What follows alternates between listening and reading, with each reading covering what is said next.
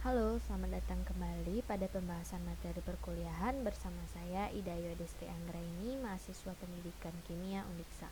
Nah, kali ini saya akan membahas dan mengulas mengenai model pembelajaran Jigsaw yang saya ambil dari salah satu blog di internet.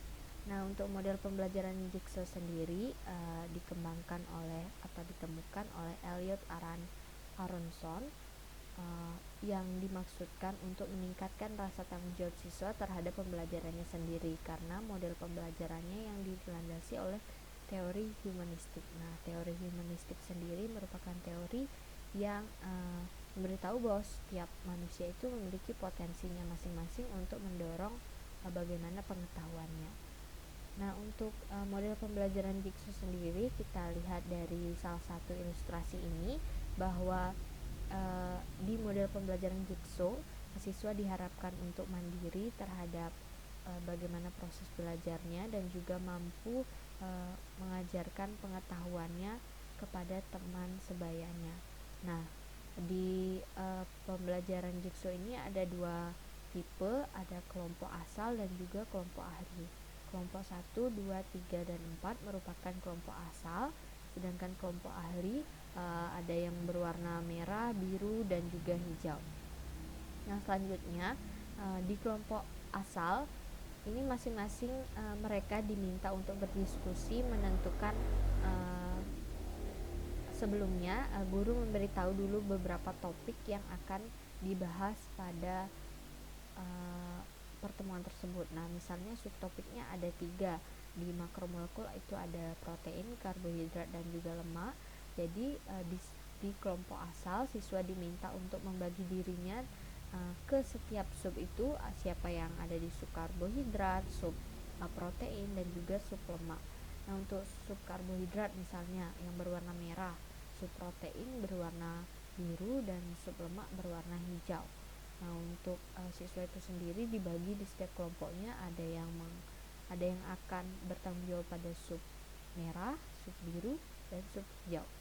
Nah, setelah di setiap kelompok sudah menyelesaikan diskusinya mengenai siapa yang bertanggung jawab setiap topik, selanjutnya masing-masing orang dengan subtopik yang sama, misal subtopik karbohidrat berwarna merah, akan berkumpul dari masing-masing kelompoknya.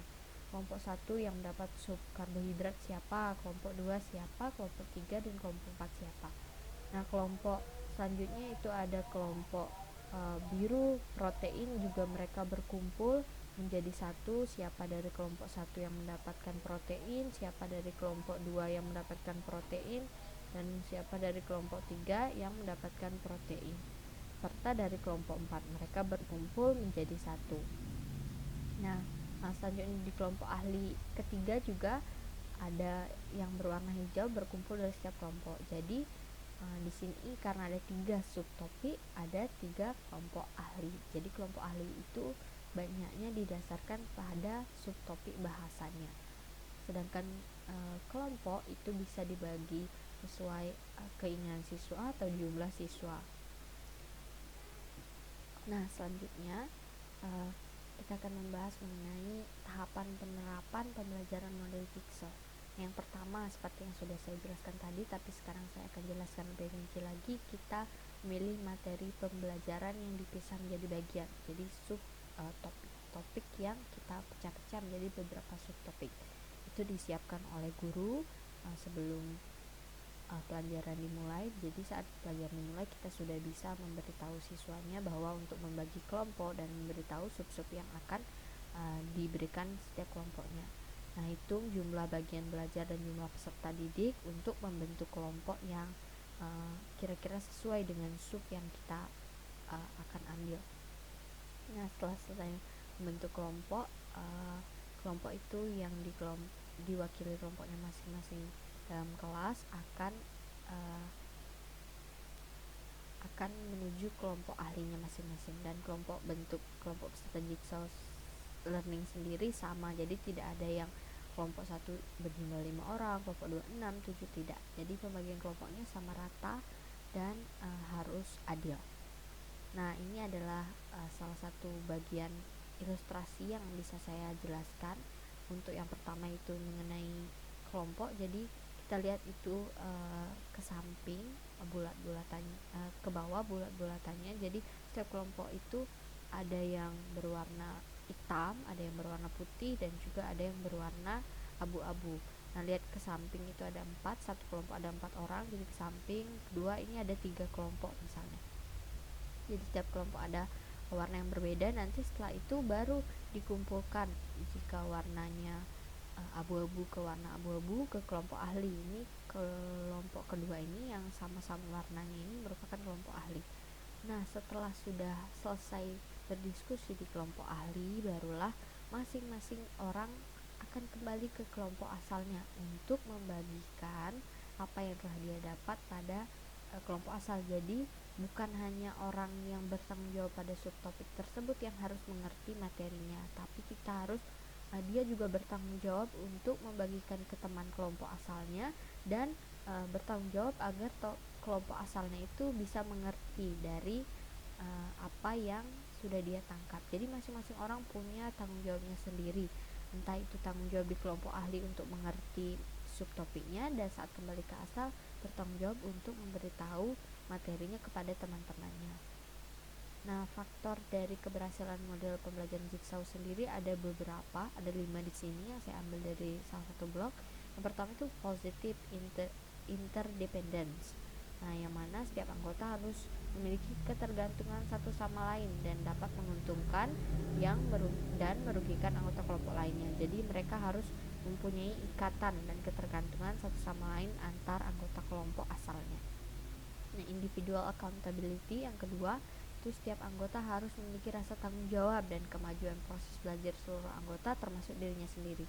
Seperti apa yang saya jelaskan tadi, bahwa setiap orang itu mempunyai tanggung jawabnya masing-masing untuk mengerti dalam dirinya sendiri dan juga untuk membagikan ke kelompok asal dan teman-teman di kelompok asalnya. Yang ketiga, face to face promotive interaction. Nah, itu anggota kelompok melakukan interaksi tatap muka yang mencakup diskusi dan elaborasi dari materi pembahasan.